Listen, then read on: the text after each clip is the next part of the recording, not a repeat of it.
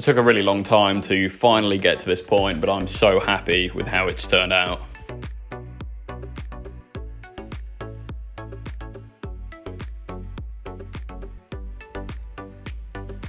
Hello to anyone watching, welcome to my channel. Just over a year ago, I set out on my journey to build a business with my CNC router at home with no experience in CNC machining or CAD/CAM software.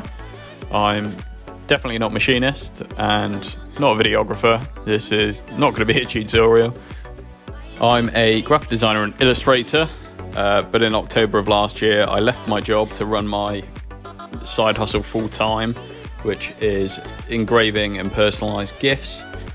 So welcome to my journey of trying to make an income from my CNC router.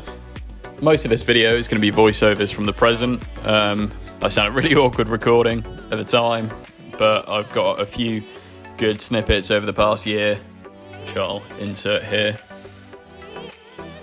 It nearly caught fire, but I have no idea why. I'm at a bit of a loss, really. I don't understand. To be honest, I think I've just been a complete moron when I haven't measured it, which is a really stupid thing to assume. Yeah, so this was the first design I tried to make into a little interior sign. The plan was pretty simple. Have a background layer and just text raised, both cut out of 6mm MDF. All of this early footage was filmed on my Sony a5000 little mirrorless camera, but I've got a GoPro, so some of the later footage is a little bit better, and all of the audio is just being done straight from my phone, so I'm going to apologise if it all sounds terrible. For some reason, I thought machining little holes for some dowel would be an easy way to line all the lettering up, but really all it ended up doing was adding a whole load of hassle and waste of time, so I ended up just using a paper template and scribing where the edges of the letters would go.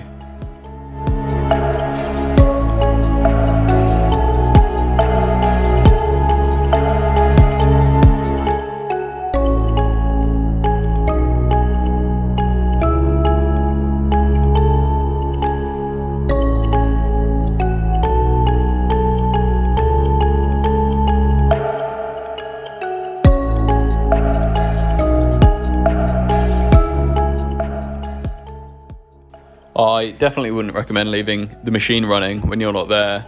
I was doing quite a long tool path and I left for literally less than a minute to go get a drink, and I came back to find my workshop absolutely full of smoke. I think the video will probably do a better job than me at showing why leaving it running was such a bad idea, especially when you don't really have any idea what you're doing.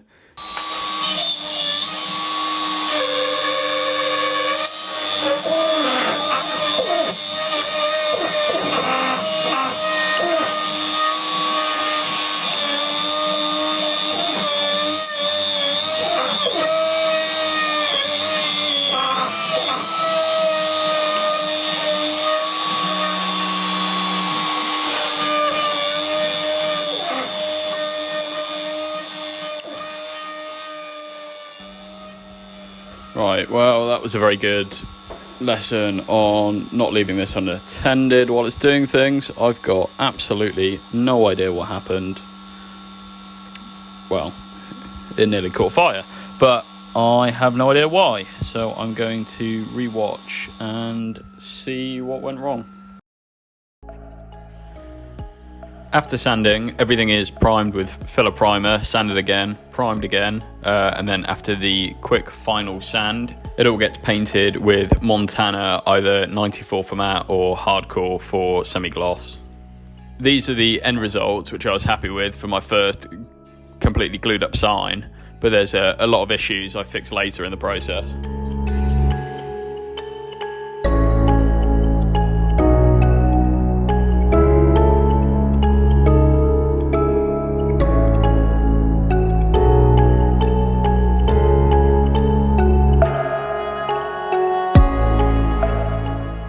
The main issue I ran into repeatedly was assuming the sheet material was exactly the thickness it said it was, which now sounds really obvious, but at the time I couldn't work out why my 6mm depth of cut wouldn't cut through a 6mm sheet. So I just started increasing the depth of cut. So this second idea was based off of old Catholic style iconography and woodcut, and I actually ended up making quite a lot of these, which have sold over the last couple of months. They're just painted MDF that then gets engraved with a V-bit, and then I finish and paint the sides and then just clear coat it and add a little plaque to the back. I decided to go with two different sizes, the 25 and 40 centimeters. The little 25 centimeter ones are like a nice little size for putting on the shelf or whatever, and then the 40 centimeter ones are a little bit more impressive, and they all come with little hangers and plaques on the back.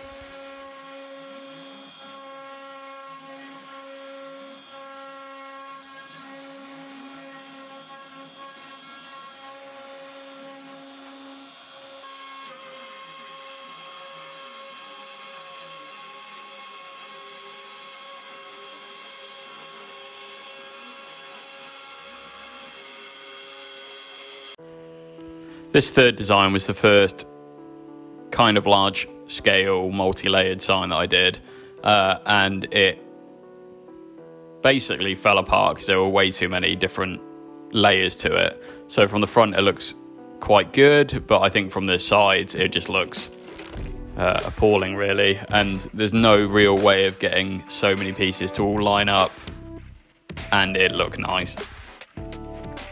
I really like the actual design of this, and I think with some tweaking it could probably work quite well as just a two-layer design. I also think this was back when I was using 6mm MDF as the backer, and now I generally use 12mm, which is a lot more sturdy, it holds the piece a lot better. For any sign that has a whole load of layers, I will glue it up, but then I'll also use my brad nailer to make sure that all the pieces are properly fixed. I'll generally do this on either from the back or on the one below the top layer, so everything else is held in really securely, and then it's only the single layer that's held in with glue, and I think that works pretty well, keeps everything nice and sturdy, and it isn't visible from the front.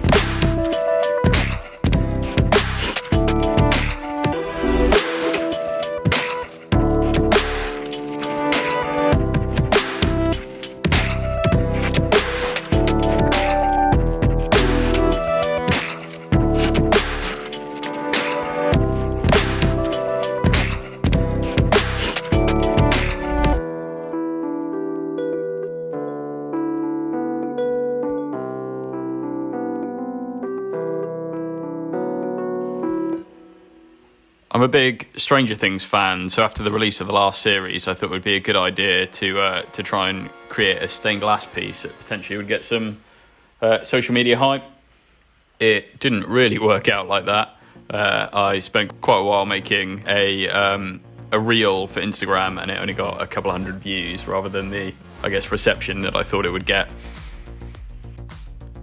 I know this video has been a little bit all over the place, going backwards and forwards and flitting around, but the next few videos I'll go into detail about how I actually price a project, you know, what the material costs me and whether or not they have actually been profitable projects.